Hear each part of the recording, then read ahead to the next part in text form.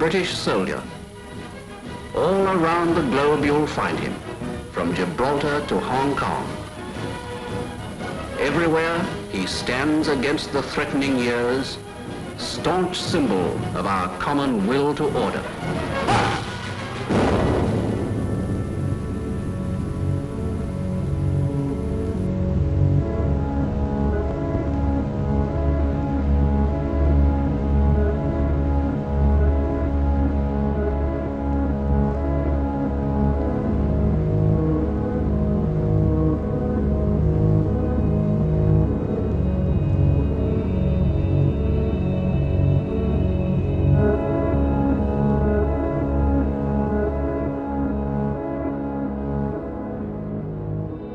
The British Empire, the largest empire the world has ever known. For over 300 years, Britain ruled, its armies conquered, and its bankers proclaimed the might of its currency. But one day it all began to fall apart. One by one, countries declared their independence from Britain, and no amount of force could reverse the tide. As British elites saw their wealth, privileges, and empire disintegrate, they began to search for a new role in a changing world, and they found one in finance. This is a film about how Britain transformed from a colonial power to a modern financial power, and how this transformation has shaped the world we live in.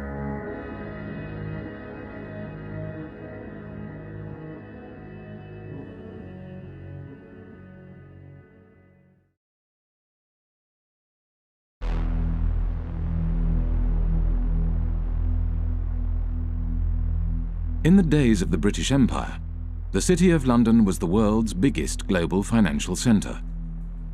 The City of London was the kind of beating financial heart of the British Empire. The historians Kane and Hopkins call it the governor of the imperial engine.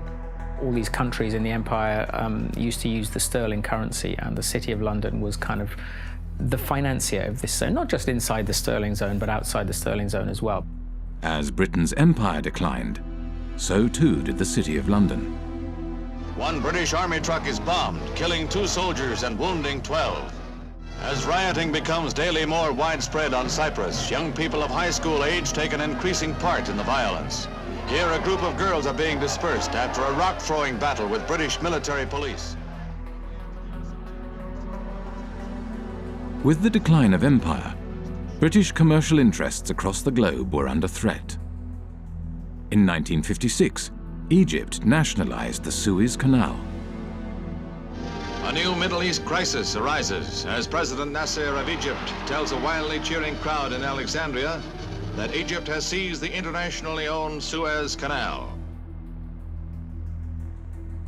France and Britain issue a 12-hour ultimatum. Within hours of its expiration, Britain's warplanes are winging their way to Egypt, and its bombers attack 5 key cities, including Cairo. The United States was opposed to the invasion and put pressure on Britain and France to withdraw their troops. There will be no United States involvement in these present hostilities. It is our hope and intent that this matter will be brought before the United Nations General Assembly. There, the opinion of the world can be brought to bear in our quest for a just end to this tormenting problem. Britain was humiliated. The Suez Crisis signified the end of Britain's role as one of the world's major powers. Following the crisis, there was a run on the sterling, on the UK pound. Some people suspect that the American government was encouraging this run on the UK pound. As financiers withdrew their money from Britain, the value of the pound decreased. To protect the value of the pound, Britain limited the bank's overseas lending. They were not able to invest abroad, and obviously they were unhappy. And we don't know exactly the context, but it's very clear that the banks or their representative made a representation to the Bank of England, which in itself was dominated by representatives from the banking industry. It seems that they have reached an agreement which was never written, that if the banks intermediated between two non-residents in a foreign currency, in that case the dollar, then this particular intermediation, this particular deal will not be considered by the Bank of England under its own jurisdiction. The banks began to create a market for dollars in London, called the London Eurodollar market. To differentiate these euro market activities from their domestic banking activities, banks kept two sets of accounts. The Bank of England, the UK regulator, declared that the London euro market accounts were not in London. They were elsewhere, and therefore it had no responsibility for regulating them.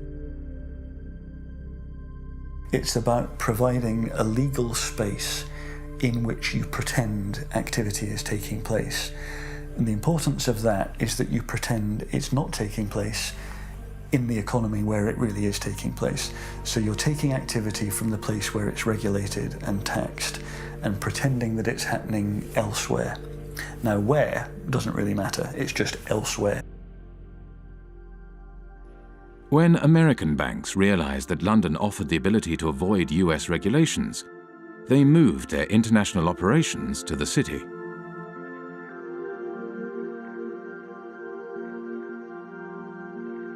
Around the same time as American banks were moving their international operations to London, another new kind of financial space began to emerge, far away from London, in Britain's overseas jurisdictions, the last remnants of empire.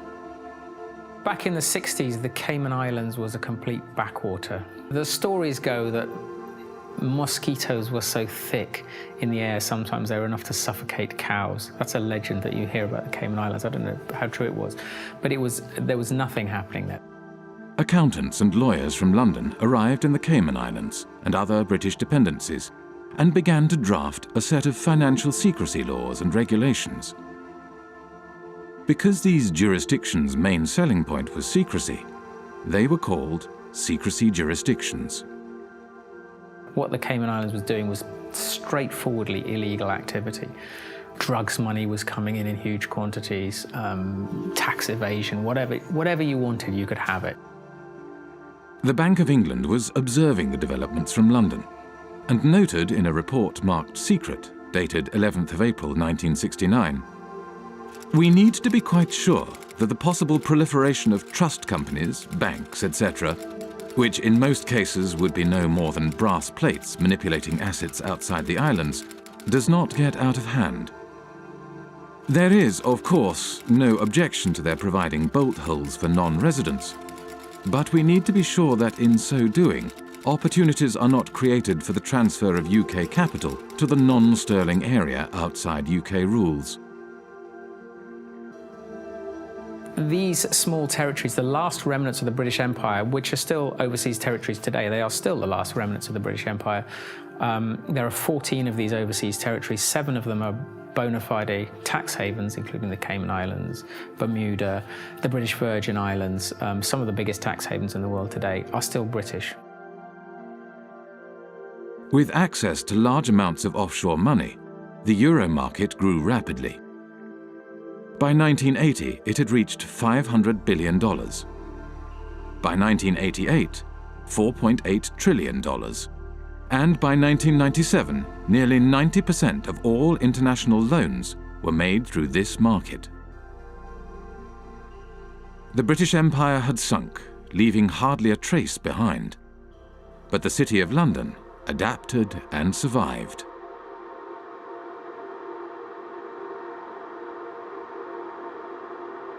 The City of London, London's financial district, is a peculiar place. It has been called a city within a city, a state within a state.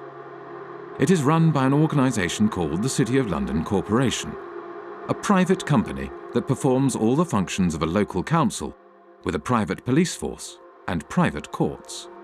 Those of you who aren't from the UK, some of you even who are, might not be aware just how weird a thing the little City of London is within the big London. The City of London is a separate entity to the wider London, and it has its own head, the Lord Mayor, who's distinct from the Mayor, who runs the rest of London. Every November, the city stages the Lord Mayor's Show, the world's oldest civic procession.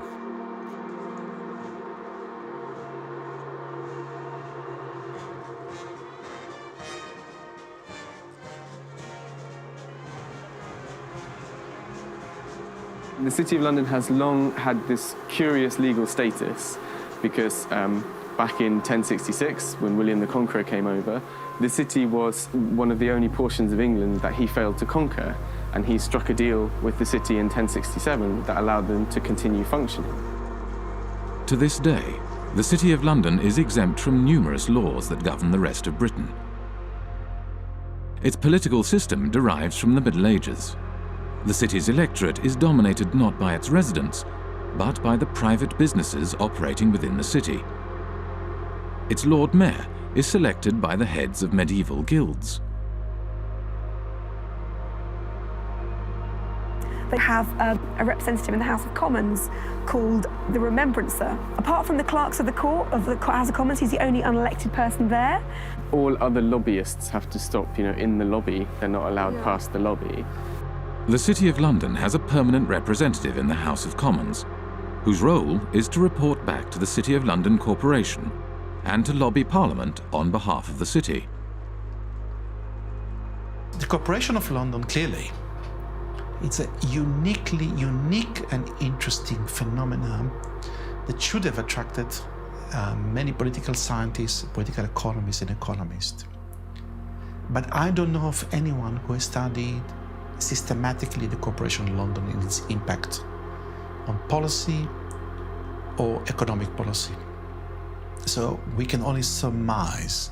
Some people assume or surmise that the Corporation of London is extremely powerful and is able in one way or another to shape British policy, particularly in financial matters. Clement Attlee, the Prime Minister after the Second World War, had something to say about the City of London Corporation. He did, So, yeah. So over and over again, we have seen that there is in this country another power than that which has its seat at Westminster. The City of London, a convenient term for a collection of financial interests, is able to assert itself against the government of the country. Those who control money can pursue a policy at home and abroad, contrary to that which has been decided by the people.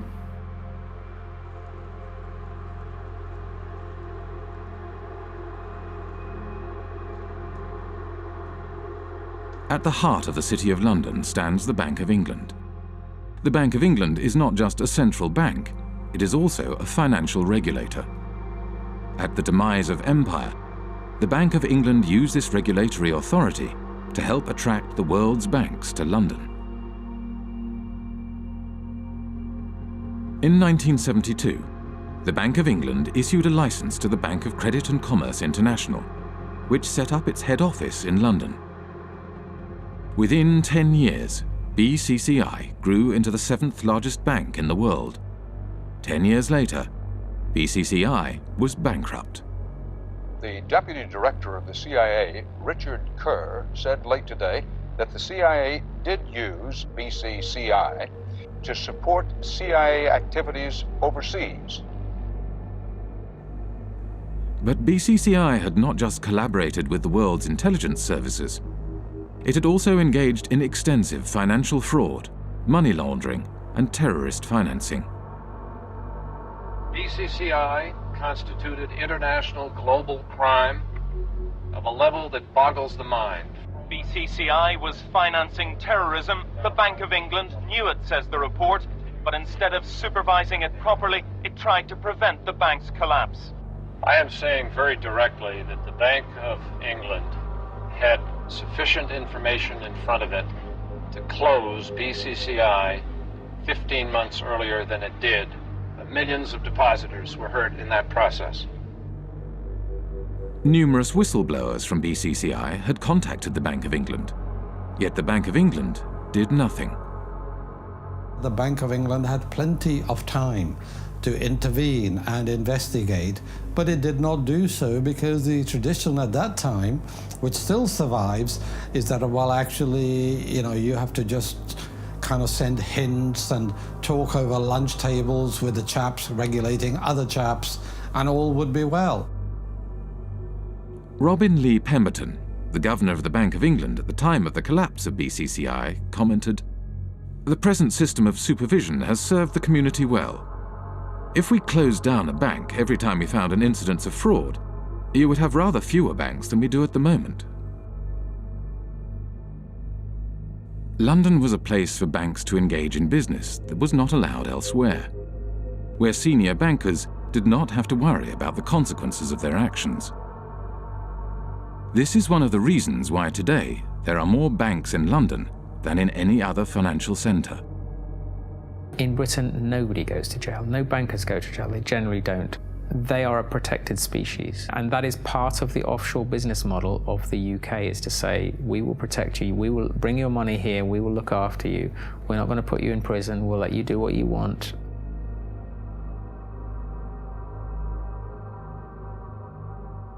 Light touch regulation was one way of attracting business to London. Another was secrecy. From the 1960s onwards, City of London institutions began to establish offshore branches in former outposts of the British Empire. Their aim was to create offshore centres with strong secrecy legislation in order to attract capital from across the globe. Swiss banking secrecy is the most famous, the most well-known. You know, you put your money in a Swiss bank and they promise not to tell anybody, and that's one kind of secrecy. But another kind of secrecy, which is very British, is the trust. And the trust is a very slippery, complicated and devious mechanism. Trusts emerged, the legend has it, from the time of the Crusades, when the knights would go off and fight in foreign lands, and they would leave their assets in the care of trusted stewards. What trusts do ultimately is they play with the concept of ownership. Ownership is not such a simple thing. So the settlor, the knight in this case, would hand over the assets to someone who these days would be called a trustee. It's often a lawyer. Legally, you are separated from those assets. They're not yours anymore. There's a barrier. You can't be taxed on them. Nobody's going to find anything about your connection to these assets. In Britain's offshore jurisdictions, no qualifications are necessary to be a trustee. Anyone can set up a trust and act as a trustee. There is no registry of trusts. There are no bodies to certify that a trust has been set up. The only persons who know about the creation of this agreement are the trustee and the settlor. There's no obligation to register it. There is no financial reporting obligation of trusts. They're not required to put annual statements onto account anywhere.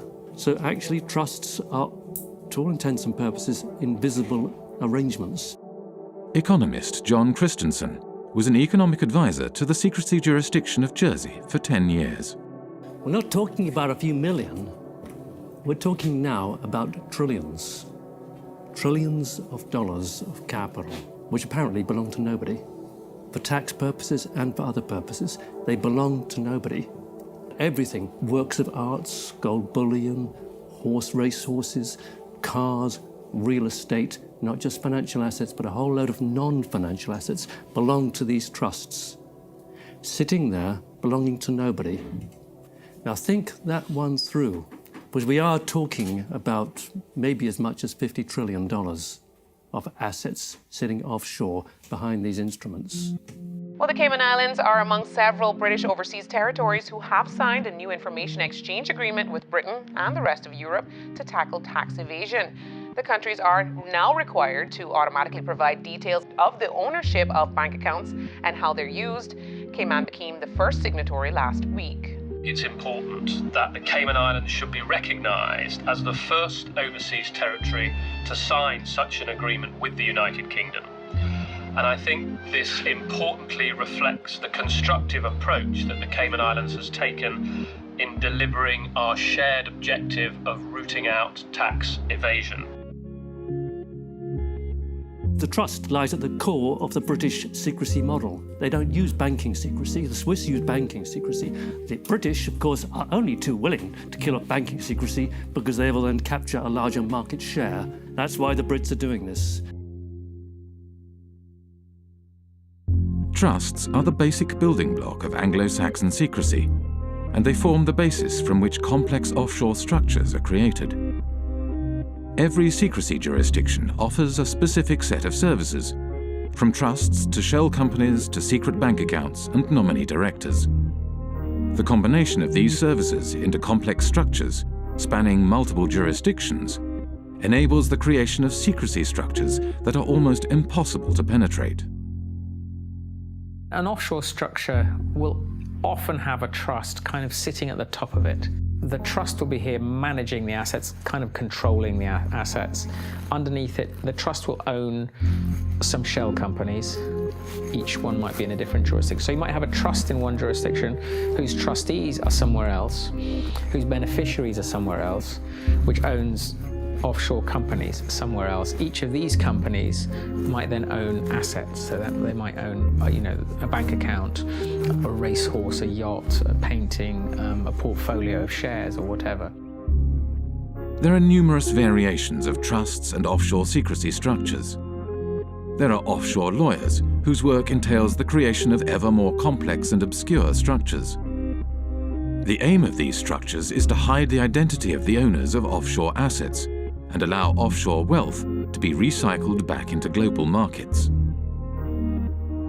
Looking on the amount of money being administrated from tax havens, you see that it is a curve going like this. And all the talking we have been doing along with other wonderful people fighting against tax havens has not changed anything, It is the word where you say, go on talking, you're interesting me, and I'm going on doing what I want to do. We know everything today because we have had the Panama Papers, we have seen it, and we are not able to act upon it. And we are not able to act upon it because this system is really protecting the few people that are having benefit from it. And these are in percentage very few people, but they are powerful. And I see in the Panama committee that I'm sitting in, the only thing that could change this is to have a public accessible register of the beneficial ownership of trusts and of all kinds of companies. It is easy. The Panama Papers are a collection of leaks from the offshore law firm Mossack Fonseca. Mossack Fonseca is the fourth largest offshore law firm. The other 9 of the 10 largest offshore law firms are registered in British overseas jurisdictions. When countries complain to Britain about the activities run out of its offshore havens, Britain claims that these places are independent and that there is nothing it can do. I've heard time and time again from officials in Berlin and in Paris and in Washington and in other countries that they've been told by the British government that, yes, they're well aware of what's going on in Jersey and they think it's very unfortunate, but they don't have the powers to intervene. Well, that's a straightforward lie. They do have the powers to intervene. They just choose not to. Britain plays this kind of game of pretending, when it suits them, to pretend that these places are independent. At the end of the day, Britain appoints the governor, appoints lots of senior people in these places. They're responsible for foreign relations and defence, and also they can veto their legislation as well. So Britain has a massive degree of control. Basically, it is controlling these places, allowing them a little bit of political space. During his time as economic advisor to Jersey, John Christensen frequently travelled to London for talks with various British government departments. As economic advisor, I had a lot of contact with different departments. Traditionally, UK governments have tried not to interfere in the domestic affairs of places like Jersey, so it happens in a more subtle sort of way. You kind of go and talk to someone, either at the Home Office or the Treasury, and they'd say, well, we're not actually particularly keen on this piece of legislation. It might be a good idea if you didn't go down that route. And over a cup of tea, that's quite a strong signal. That's a signal, go back to the island and say, they don't want you to do this. The British government prefers not to interfere overtly. Instead, it communicates its desires through informal discussions. There is no paper trail or official statement, discussions take place behind closed doors. The relationship that these places have with London is very much about the British establishment and people understanding each other. I mean, anybody who is British or knows British people knows that communication between us is often very subtle, and you have to kind of know the codes when people say stuff. I mean, a lot of irony involved and a lot of kind of codified language, the British establishment, that people kind of understand how it works. And I think that is very much the case with the British relationship with the tax havens. I think there's a lot of understanding of what we can and can't do without anyone having to actually spell it out. By keeping its power hidden, Britain is able to claim that these jurisdictions are politically autonomous. Independence for Cayman is not on government's agenda. That's the message being sent to the UN Special Committee on Decolonization. Attorney Steve McPhail will be representing government at the UN meeting. The committee was set up to help colonies around the world on the road to independence. But Mr. McPhail says he'll be making it clear that Cayman is not ready for that transition. And that message is that the Premier, his cabinet, his party has no mandate from the people of the Cayman Islands to seek independence. That is the message that I will be carrying. When the Bahamas declared independence from Britain in 1967, the offshore bankers relocated to the Cayman Islands and continued their business from there. It was the British connection that reassured bankers and their clients that their money was safe. This British bedrock, that is what has allowed these places to become so trusted by the financial services industry and offshore finance and all these people. In reality, much of the wealth administered in Britain's offshore havens is controlled from London.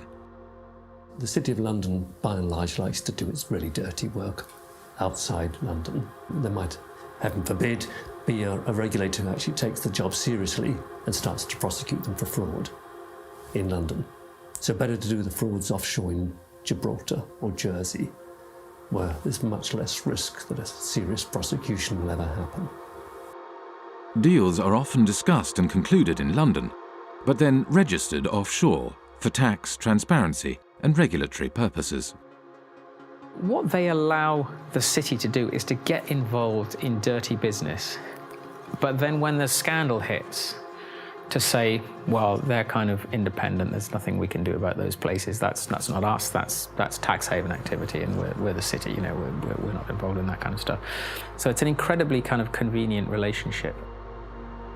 The City of London has shaped the way in which Jersey, Guernsey, and the British Overseas Territories have developed as tax havens.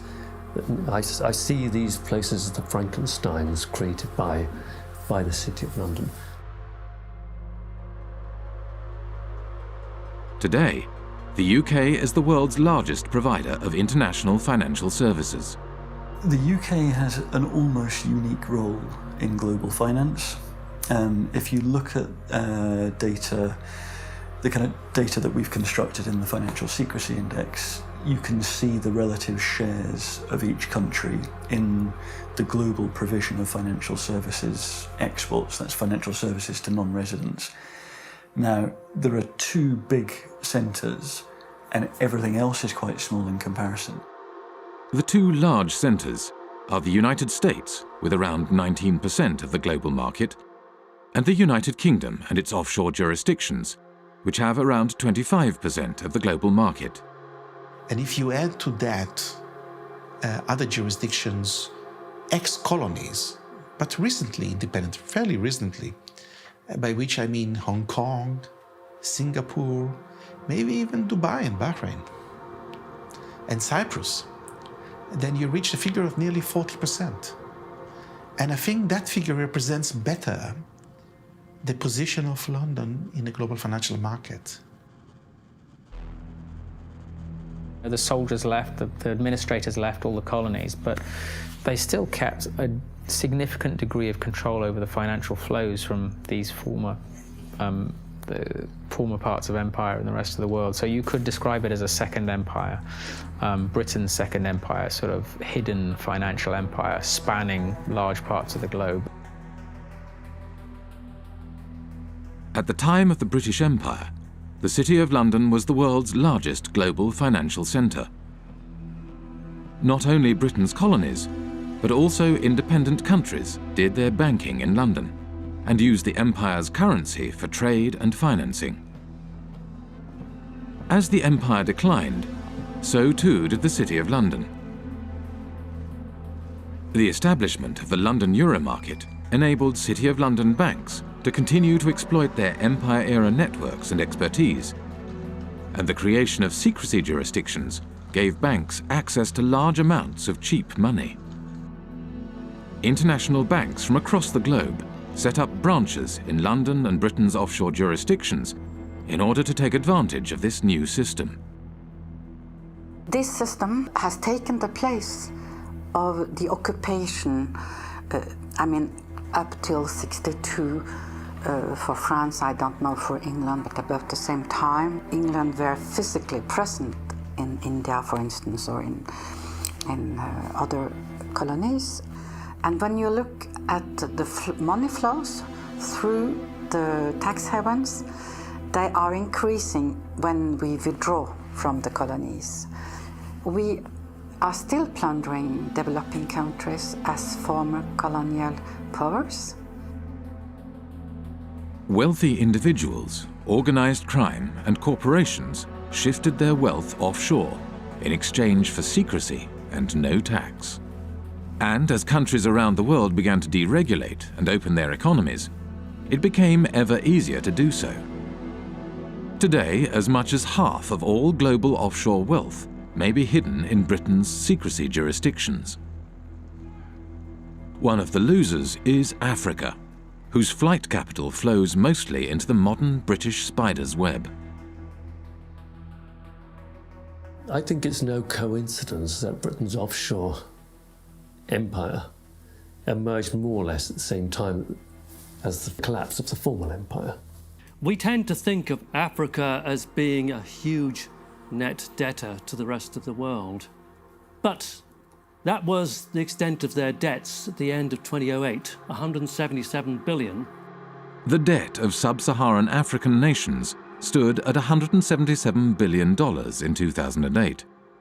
Yet the wealth these countries' elites had moved offshore between 1970 and 2008 is estimated at $944 billion, over 5 times their foreign debt.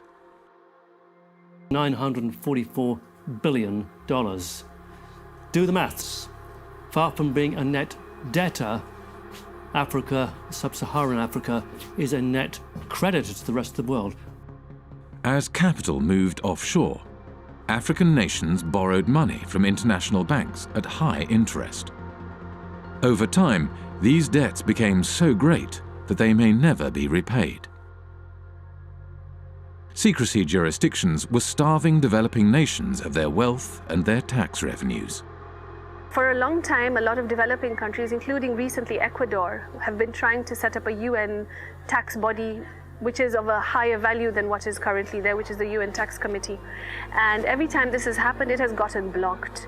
During the financing for development process in Addis Ababa last year, I think it was the UK and the US that blocked attempts again to set up this World Tax Organization.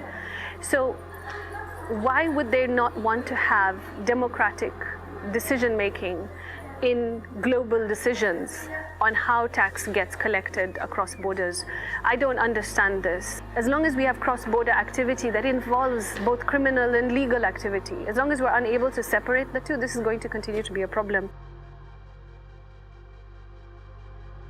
Western nations block attempts to provide greater transparency of international financial flows and the implementation of global standards for the collection of tax across borders, whilst elites in developing nations use offshore centres to hide their wealth offshore. The oil from Gabon has not benefited people in Gabon. And this is true for the copper in Zambia, for the gold in Mozambique or in Mali. they have benefited the company that do extract it and their shareholders. It has benefited the corrupt elite in the country. In developing countries, the offshore system of tax havens has facilitated the looting of these countries by their elites.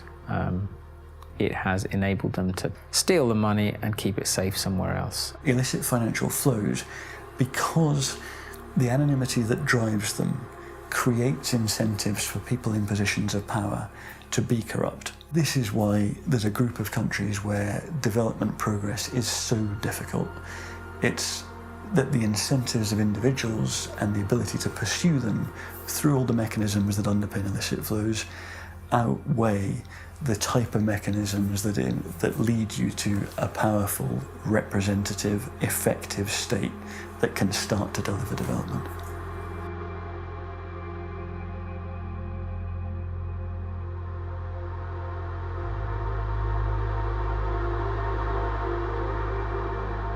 Worldwide, developing countries lose over $1 trillion every year in capital flight and tax evasion. Most of this wealth flows into large Western nations like the United States and Britain and enables their currencies to stay strong, whilst developing nations' currencies remain weak. But illicit flows into Western nations also had another unexpected side effect. The economies of the United States and Britain began to financialize. The origins of this financialization, or deindustrialization, go back to the 1960s. Anti-war demonstrators protest U.S. involvement in the Vietnam War in mass marches, rallies, and demonstrations. President Johnson, meanwhile, let it be known that the FBI is closely watching all anti-war activity. In the 1960s, U.S. economist Michael Hudson was working at Chase Manhattan Bank on Wall Street as Chase's balance of payments economist. During the 1960s, the United States balance of payments deficit was entirely a result of foreign military expenditures. Dollars were flowing out of the United States as a result of the cost of the Vietnam War. The United States attempted to prevent the dollars flowing to Vietnam from being deposited in foreign banks. The government asked Chase to set up a branch in Saigon during the Vietnam War. And as you can imagine, it didn't have windows. It was sort of a fortress. It lost money, but the government went to Chase because it said, if you don't get this money that's being thrown off by the military in Vietnam, then it's going to go into French banks. It'll get to General de Gaulle, and you know what he's going to do every month. He's going to cash it in for gold. That's what the United States was trying to stop. The US was not successful in stopping the outflow of money, so it began to hatch a different plan. In 1967, Michael Hudson was handed a memo by a former State Department employee. In 1967, I was given by a former State Department employee in the elevator at Chase Manhattan a memo from the State Department urging that Chase Manhattan would take the lead in helping the United States become the Switzerland of the world, meaning the flight capital. The State Department, through Chase, asked me to estimate how much money do you think is available if America were to become the new Switzerland, and how do we do it? The plan was to organize offshore banking centers in the Caribbean and elsewhere, and the hot money wouldn't come directly into Chase because that wouldn't be nice and very legal. What happened was that the Latin American criminals, other criminals, drug dealers, all sorts of organized crime, would put their money in the offshore Caribbean banks, and these offshore banks would then deposit the inflow in the head office. By moving offshore dollars back into the United States, the US was able to stop the outflow of dollars and support the value of its currency. Every country looks to its foreign exchange rate. And the foreign exchange rate is not only imports and exports, it's capital movements.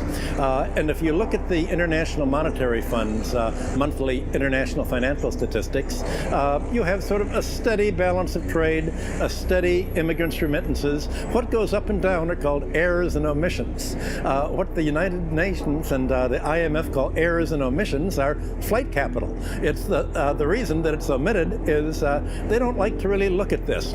In the 1930s, Roy Ovid Hall, economist for the U.S. Commerce Department, wanted to include criminal movements in the balance of payment statistics.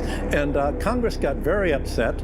I was told in Washington the argument was, we're a Christian country. We don't want to report crime. It's just, don't look at it. And they forbid him to include criminal money in the balance of payments. I guess now you call it errors and omissions. You don't call it criminal inflow and outflow. In the 1960s and 70s, Britain was faced with a similar dilemma as the United States. Money was flowing out, and this decreased the value of the pound. Britain realized that it, too, could support the value of its currency by opening its domestic markets to the trillions of dollars passing through its offshore havens. But just as in the United States, this had an unexpected side effect. The British banks today, just as in the 19th century, don't put their money into British manufacturing. They put their money into real estate speculation, into financial speculation, foreign currency trade. So the financialization of London has helped deindustrialize the country because it's enabled sterling to be supported by this huge inflow of hot money, this inflow of drug dealing money and criminal money and tax evasion money all over the world that is going to London instead of going to Switzerland, Liechtenstein, or the Caribbean.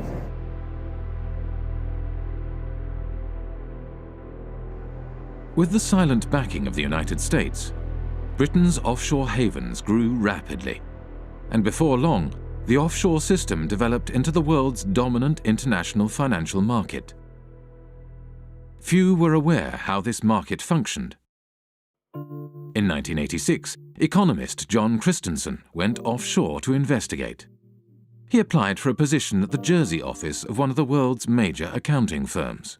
Well, at Deloitte & Touche, I was working in what's called company and trust administration, straightforward offshore stuff. I went offshore specifically to work in that area because that's where you're dealing with the offshore companies, the shell companies, the offshore trusts, and you're administering them. That way I could see from working inside a big global accounting firm exactly what the clients were doing. I had complete access to all the client files. And over the course of my period of working with Deloitte & Touche, I investigated over 100 of their clients offshore, and this is what I found. There were some insider traders, some market rigging, some avoiding disclosure of conflicts of interest, illicit arms trading, illicit political campaign donations, contract kickbacks, bribery, fraudulent invoicing, trade mispricing, and, at the bottom, tax evasion. Okay? This is what the clients were doing. On the basis of a sample of the clients that I looked at, not a single client was involved in what I would regard as genuinely legitimate activity. They were all involved in some kind of tax dodging or worse. I met with Carl Levin. He used to be an American senator, and he made a lot of inquiries into private banking, asking questions to the bankers. What do you think the percentage is among your clients that are using these companies for legitimate purposes? And the answer was, I believe that 99.9% of my clients are using these companies for illicit purposes. This is a reality. This is American bankers telling what they are doing. And it's exactly the same thing with UK bankers helping their clients to have accounts in Panama or in Bermuda or in Cayman Islands. Secrecy jurisdictions are heavily used for fraudulent and grey area financial activities, areas where secrecy is not just desirable, but a necessity. Legitimate financial activity has no need for the secrecy offshore havens provide, nor a desire to pay the high fees offshore banks and law firms charge. Today, close to half of the world's secrecy jurisdictions are British dependencies.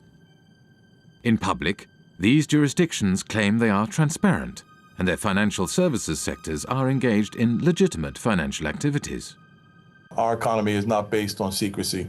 It's based on transparency. It's based on a sound regulatory environment. It's based on good governance and good government with a British government legal system. That's what our financial institutions are based on. Well, tonight we have a response from the head of Cayman Finance after a group of U.S.-based anti-tax evasion activists announced plans to travel to Cayman to draw attention to what they feel is corporate tax evasion. Finance Chairman Mr. Richard Cole says he's encouraging the group to visit and says our financial sector has nothing to hide. I would say if anybody wants to come to Cayman to find out what's coming, you know, what we do here, come on down. We have no secrets here. When I went to the Cayman Islands back in 2008, I think it was, I called the government spokesman and he said, okay, we have had an order from on high that nobody is allowed to speak to you. You are off limits. In 2011, journalist Nicholas Shaxson released Treasure Islands, a groundbreaking book about the offshore system. The author of a series of international media reports says he would welcome a debate with Cayman Finance Chair Tony Travers. Mr. Travers recently called Nicholas Shaxson an imbecile with the understanding of an 11-year-old. There are always going to be the politics of envy. Now, the politics of envy are exacerbated by imbeciles who don't actually understand what's going on in the Cayman Islands. I don't know what he's talking about. And furthermore, he doesn't know what he's talking about. The Cayman Islands is the 5th largest financial centre in the world. It hosts 80,000 registered companies, over 3/4 of the world's hedge funds, and $1.9 trillion in deposits. It has a population of 60,000, roughly equivalent to New York's homeless population. A strange mixture of characters populate the offshore world. British ex-public schoolboys, members of the world's intelligence services, global criminals, assorted lords and ladies, and bankers galore. With so much at stake for so many wealthy and powerful individuals, it may come as no surprise that Britain's offshore havens have developed their own curious mechanisms to prevent information from leaking out. For many people who work offshore and who don't like what they're doing, it's very hard indeed to dissent, because they will be attacked personally with a degree of viciousness which is quite extraordinary. Most of the time the instruments of suppression are relatively sophisticated. You won't get promotion by doing this, or your family won't like it. It's not generally, let's slam them in prison. That's far too crude. We are talking about very substantially, the establishment, the British establishment in these cases. The mechanisms are very, very subtle. Sort of ostracism is one way of doing it. These peculiar mechanisms for, if someone tries to blow the whistle, you find all sorts of methods that aren't the most, just fire them, you give them far too much work to do, you steer them in a different direction. One person who is intimately familiar with how suppression works offshore is former Jersey Senator and Health Minister Stuart Sivray. In 2009, he leaked a report on a rogue nurse suspected of killing patients at Jersey's hospital. It all came to a head during a state's debate on Tuesday the 10th of March. Senator Stuart Sivray brought the sitting to a standstill, claiming Senator Jimmy Pershard had sworn at him and told him to go and top himself. Senator Pershard denied the claim, saying, "I absolutely refute that." But less than a week later, he was forced to admit he had lied. Senator Pershard has now admitted that on another occasion he did tell Senator Stuart Sivray to go and do everyone a favour and slit his wrists. I was arrested at my house one morning by 6 plainclothes police officers. There were another 2 specialist data search police officers on hand, and also another 2 police officers in full body armour, one of those battering rams they kind of use in drugs raids. So 10 police officers descended on me without a search warrant. The property was turned over from top to bottom. All of the computers were seized and searched. All kinds of private constituency data was stolen by the police. Shortly after we began filming, a police officer exited the police station. As he hurried past, he grinned at the camera. The officer was on his way to test the sirens on his motorbike, which he did at intervals throughout much of the remainder of the interview. When it came to prosecuting me, Stuart Sivray was prosecuted under the data protection law. Now, when the authorities were prosecuting me, I claimed that this was a legitimate public interest disclosure defence. And I, with an expert witness, was able to produce a set of reports that effectively destroyed the prosecution case. In reaction to this, the magistrates ruled that Stuart Sivray's defence case, that he had leaked the report in the public interest, would no longer be admissible, but continued to prosecute him all the same, without a defence case. Over the past 7 years, Stuart Sivray has been repeatedly taken to court and imprisoned 3 times. He does not know when or if the persecution will end, nor does he know when he will find himself behind bars again. To look at Jersey from the outside, it looks like it's got a prosecution system, it looks like it's got a court and a legislature, but none of it's real. It's a Potemkin village. None of these systems in Jersey meet the tests of being objective or actually functioning properly. The experience that Stuart Sivray had is, he's perhaps at the blunter end of the scale. He was simply suppressed and taken to court on trumped-up charges. So let's carry on pretending to do the interview. They might get bored.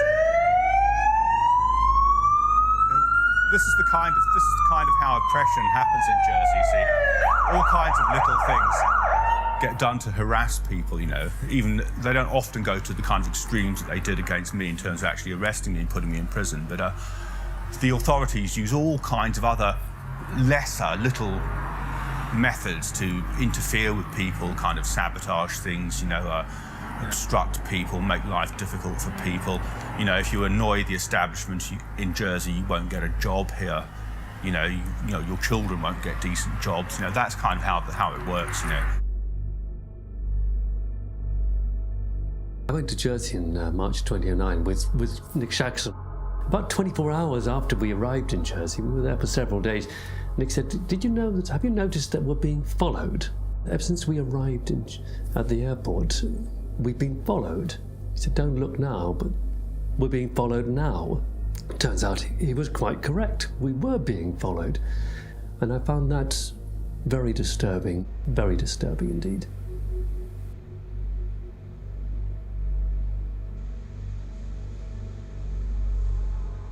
They have a saying in Jersey, if you don't like it here, there's always a boat in the morning.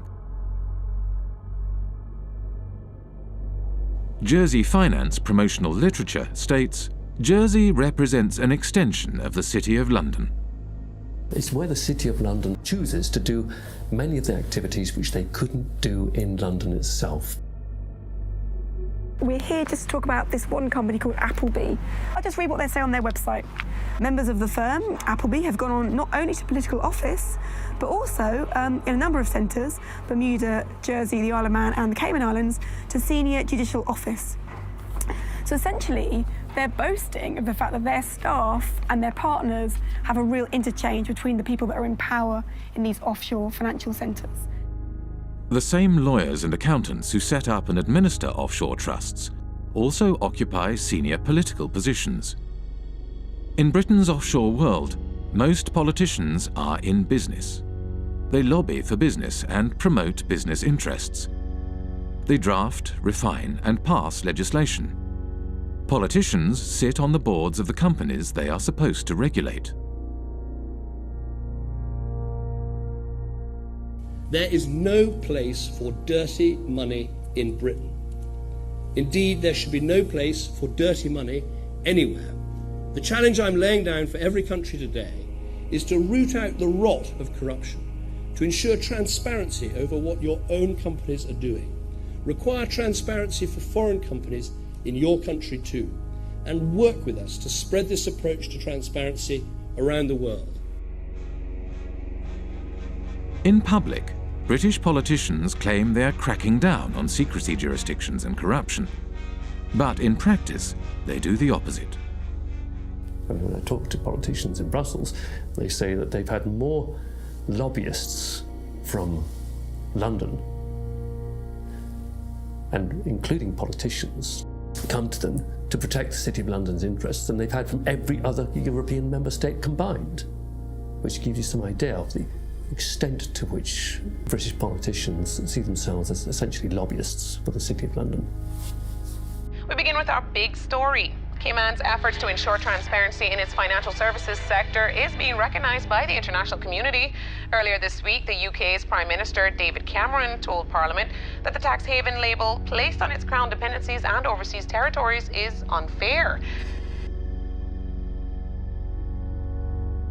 Many British politicians have personal and business ties with the City of London and British secrecy jurisdictions. Former British Prime Minister David Cameron's father, Ian Cameron, was an expert in offshore funds and was involved in offshore trusts from the 1980s onwards. At this courthouse behind me here in St Helier, we found this. It's a document called a grant of probate, and it's attached to the English will of none other than Ian Cameron, David Cameron's father.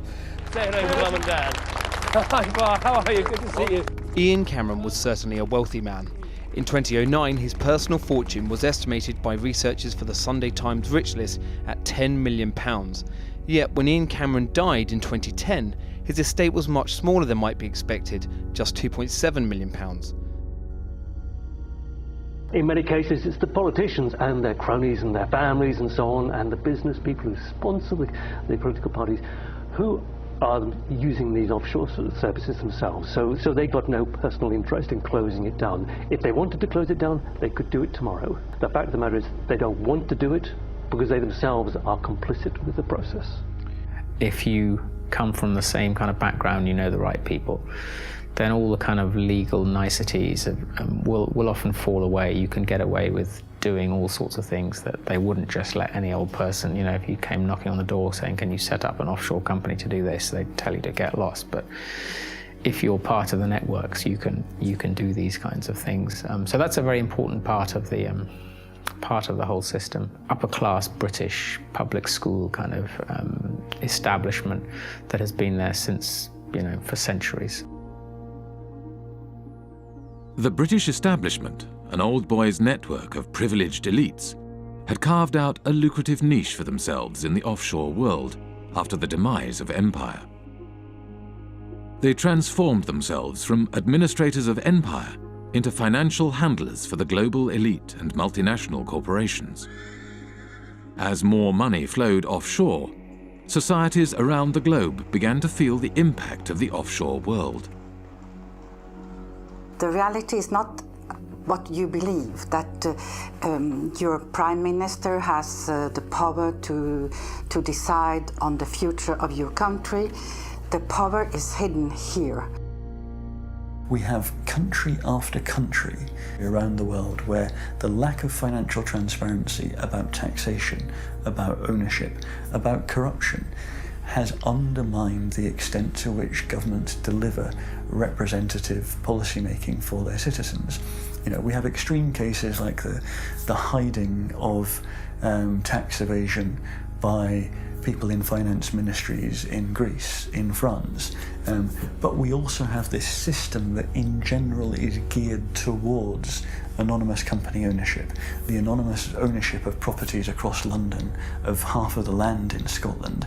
You know, do we really think there's any circumstances in which governments work better, in which markets work better, in which the distribution of income and assets is better, when we allow so much to be hidden? Who wants to not know who you're doing business with? Who wants their government to have people working for it, or to be led by people whose assets are hidden, whose financial transactions are conducted anonymously offshore? You know, this is a bad direction for the world.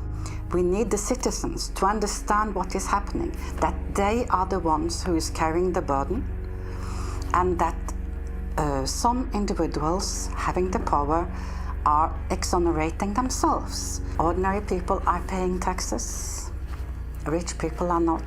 So this is inequality, and it is leading up to populism, because it shows so clearly that the people today leading the world are not able to take care of the interest of ordinary people.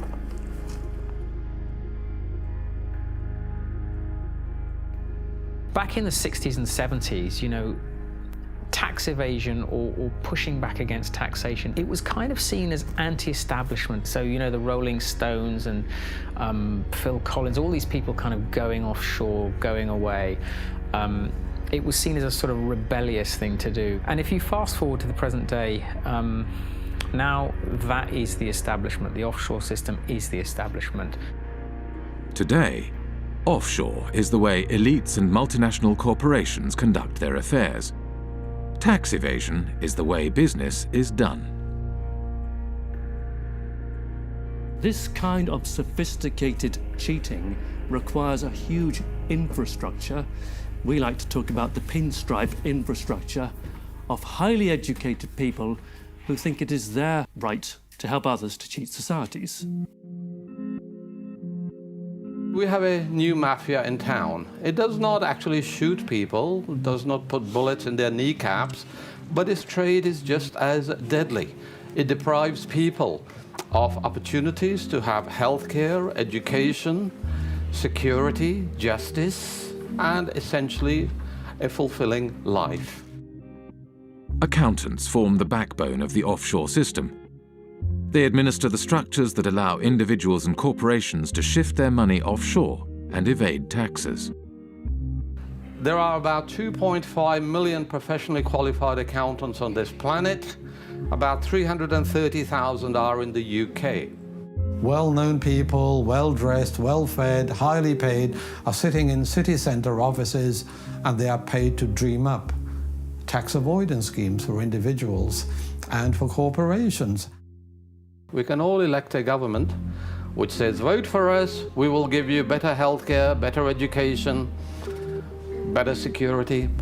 And next day accountants say, sorry about that folks, you elected this government, but we actually got a tax avoidance scheme, and the Amazons and the Googles and Microsofts won't be paying any taxes in your jurisdiction. Too bad you voted for it, but actually you're going to get something else. So it's a crazy world that part of the business model at big accountancy firms is how to deny public the services by erosion of tax revenues. And these firms are then rewarded with government-funded contracts, and the same firms are then advising local governments and the central governments, and the same firms then report on the company accounts and tell us all is well. When I argue this with a Pricewaterhouse partner in a face-to-face debate, he said, Professor Sicker, you never give us credit for anything. We generate millions of dollars of revenues, and we have lots and lots of satisfied clients. What is your problem? And my response was very simple, that's the language of drug pushers and pimps.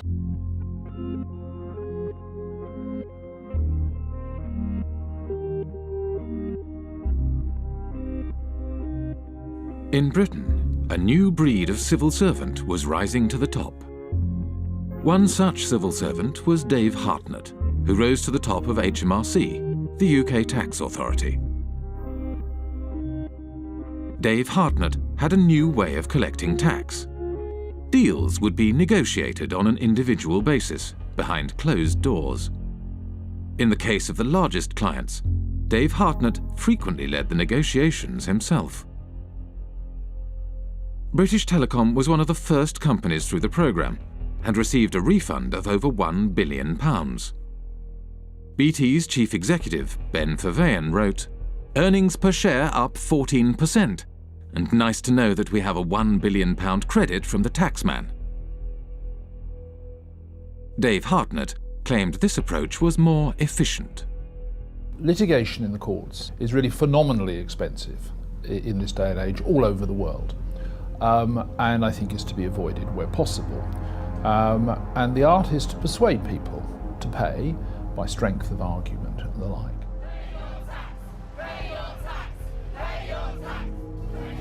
After protests erupted in 2011, the Treasury Select Committee questioned Dave Hartnett. Dave Hartnett claimed he could not give any information due to taxpayer confidentiality. What in statute prevents you from disclosing information to Parliament?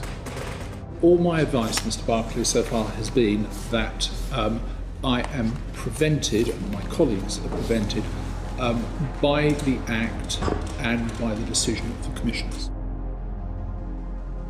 Dave Hartnett failed to mention that the legal advice he had received stated that the disclosure of information was at the discretion of the head of HMRC. The head of HMRC was Dave Hartnett himself. Just like the mafia has penetrated the state, accountancy firms have also penetrated the state. At the head of anti-avoidance in the UK, tax authority is from one of these firms. The newly appointed chairman of Her Majesty's Revenue and Customs, which is a tax authority, is a partner from KPMG. Their partners have penetrated the state. They are running the Treasury. Britain's financial services industry had penetrated the state and began to shape its laws for its own benefit. The degree of political capture by the City of London, by the big banks and the big law firms, is so enormous that the politicians have effectively become their spokespersons. With the government unwilling to act in the interest of the public, a group of protesters confronted Dave Hartnett at a private event in Oxford. Hi everybody, I'm sorry to interrupt. I'm just going to take a few moments of your time. Here tonight to present Dave with an award. It is the Lifetime Achievement Award for services to corporate tax planning. Thank you. Thank you very much. Dave's been a great friend to the industry, a great friend to many of us over the years, and really we just can't thank him enough for what he's done. Obviously us at Vodafone, it saved us billions off our tax bill, and our friends at Goldman Sachs as well, we've also saved us millions as well. 25 million or so. These people are trespassers and intruders. And I know you've had problems with this is an unlawful conspiracy to trespass. And you will go, sir. You will depart immediately before we set the dogs on you.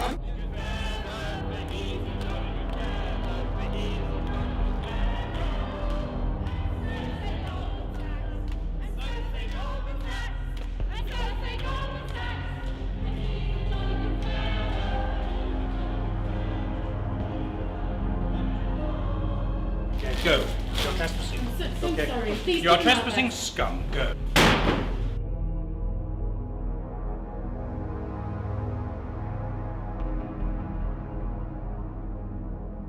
After his retirement, Dave Hartnett moved to the private sector. One of his positions was at accountancy firm Deloitte, where he advises foreign governments on corporate taxation. Dave Hartnett is a companion of the Order of the Bath, an honour bestowed on him by the British monarch. We have former ministers acting as advisors to accountancy firms. Accountancy firms provide jobs and consultancies for potential ministers. To my mind, really, it's an indication of corrupt structures. People are buying and selling influences. When a former minister works for an accountancy firm, he's not providing any accounting knowledge, he's opening political opportunities, home and abroad. That is what they are doing. I hope by now you'll share my view that I don't trust most bankers, I don't trust most lawyers, I don't trust most accounting firms. I actually think they're engaged in a conspiracy against public interest. In Britain, secrecy and complexity in finance and government help to obscure corruption in public office. Financial structures are often so complex that even after they are publicly revealed, they are not widely recognized for what they are. An example of this is PFI, the Private Finance Initiative. PFI is Private Finance Initiative. It is a way of funding public infrastructure, things like hospitals, schools, roads and bridges, but financing them via the private sector rather than the historical method, which is via central government. Over a period of 30 or 40 years, the amount of kind of repayment costs will be sort of 3 or 4 times higher overall than if you borrowed it from central government in the first place. So it's basically a giant accounting scam.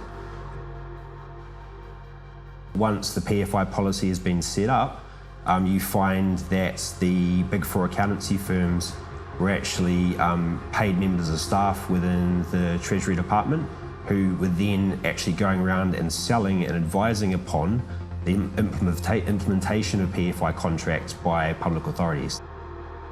Effectively saying, come to us and we will show you how to derive the most benefit from it. In other words, how to perhaps exploit the legislation. Even the offices of the state tax authority are now owned offshore. HMRC, which is the tax collector here in the UK, their offices are owned in Bermuda by a company called Mapley Steps. It's quite incredible. The company that owns the PFI contract to run HMRC's head office borrowed money from offshore investors at 15% interest. Because the interest was so high, the company was losing money.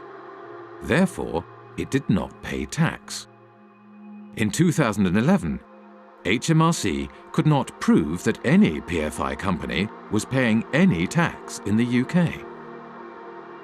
I think we need to have a serious conversation about the role of government in this whole debacle and how much our government has been penetrated by big banks and accountancy firms and ultimately in whose interest it operates.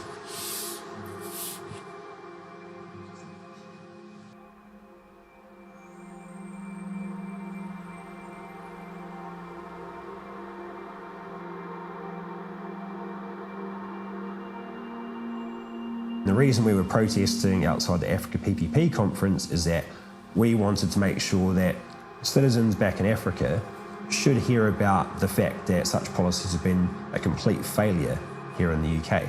We know that these products are not being marketed to African countries in their own best interests. Their only motivation is to spread the reach of financial services into new markets. It's all being promoted in the interest of the City of London. What you're seeing is basically a second form of colonialisation. You've had initially occupation, resource extraction, and through that process, countries like Britain, which have had a large offshore empire, have developed significant networks, and now those networks are being used to promote and exploit financial services.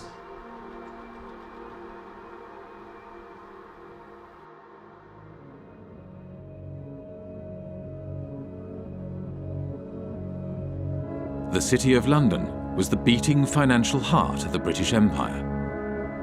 As Britain's empire declined, the city transformed itself from a hub operating the financial machinery of empire into a global financial centre. Former insignificant outposts of empire became the basis for a spider's web of offshore secrecy jurisdictions that captured wealth from across the globe and funneled it to the City of London. Today, 25% of international finance is conducted on British territory. almost half of the world's secrecy jurisdictions are under British protection. Up to half of all offshore wealth may be hidden in Britain's offshore havens. Financial services is how Britain's elites make their money. And it is also where former government ministers, senior civil servants and retired spooks from MI5 and MI6 receive lucrative consulting positions after their time in public service. Together, they have transformed Britain and its dependencies into the world's largest tax haven, harming development throughout the world and turning Britain itself into a country that serves, above all, the interests of its elites.